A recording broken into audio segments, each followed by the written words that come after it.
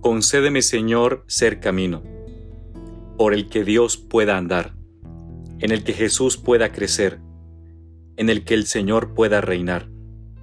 Concédeme ser camino, donde los hombres encuentren a Jesús, donde mis amigos descubran la alegría, donde todo sea paz y esperanza. Concédeme ser camino, para que Dios pueda nacer, para que Dios pueda amar, para que Dios pueda hacerse hombre. Concédeme ser camino. En este jueves 6 de agosto celebramos la fiesta de la transfiguración del Señor. Y en la liturgia de la palabra, el Evangelio que se medita de San Mateo, capítulo 17, versículo 1 al 9. 6 días más tarde, Jesús tomó consigo a Pedro, a Santiago y a su hermano Juan, y subió con ellos aparte, a un monte alto. Se transfiguró delante de ellos, y su rostro resplandecía como el sol, y sus vestidos se volvieron blancos como la luz. De repente se les aparecieron Moisés y Elías conversando con él. Pedro entonces tomó la palabra y dijo a Jesús: Señor, qué bueno es que estemos aquí. Si quieres, haré 3 tiendas, una para ti, otra para Moisés y otra para Elías. Todavía estaba hablando cuando una nube luminosa los cubrió con su sombra, y una voz desde la nube decía: Este es mi Hijo, el amado, en quien me complazco. Escuchadlo. Al oírlo, los discípulos cayeron de bruces, llenos de espanto. Jesús se acercó y tocándolos les dijo: Levantaos, no temáis. Al alzar los ojos, no vieron a nadie más que a Jesús solo. Cuando bajaban del monte, Jesús les mandó: No contéis a nadie la visión hasta que el Hijo del Hombre resucite de entre los muertos. Palabra del Señor. Gloria a ti, Señor Jesús. Meditamos estos 2 puntos para este día, y el primero de ellos es situarnos en el monte Tabor.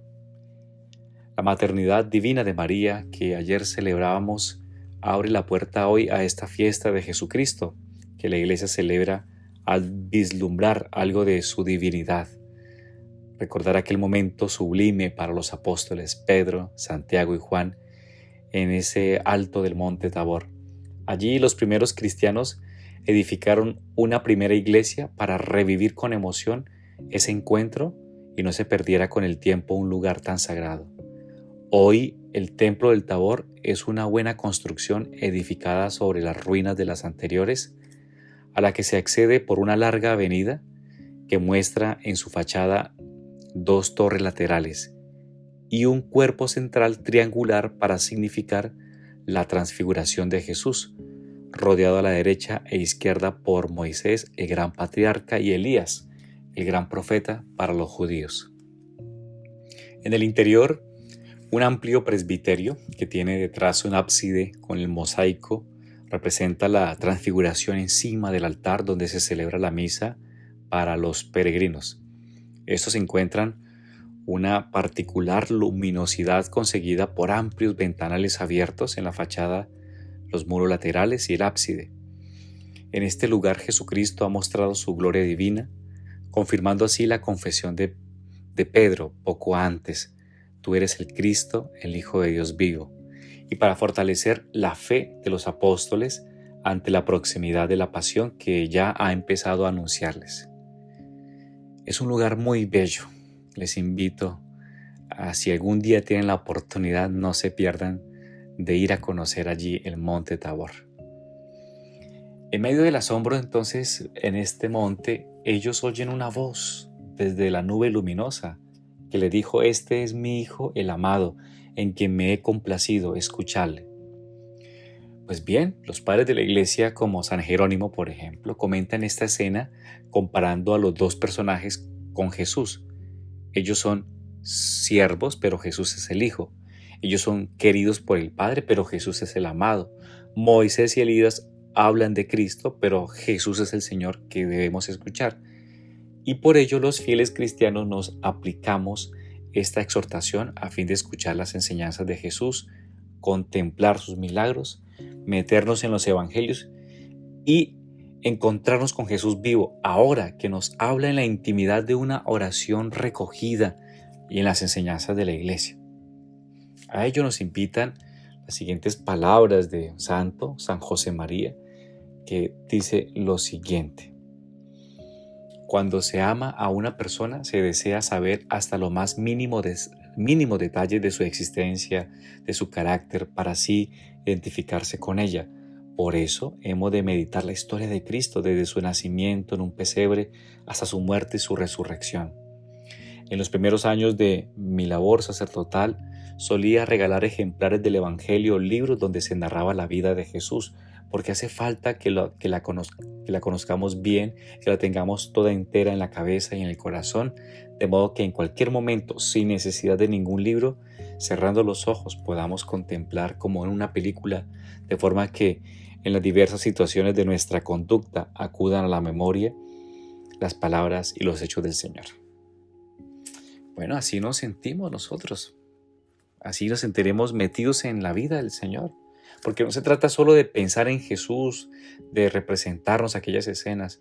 Hemos de meternos de lleno en ellas, de ser actores. Seguir a Cristo es tan de cerca como la Virgen María, su madre, como los primeros 12, como las santas mujeres, como aquella muchedumbre que se agolpaba a su alrededor. Si obramos así, si no ponemos obstáculos, las palabras de Cristo entrarán hasta el fondo del alma y nos transformarán.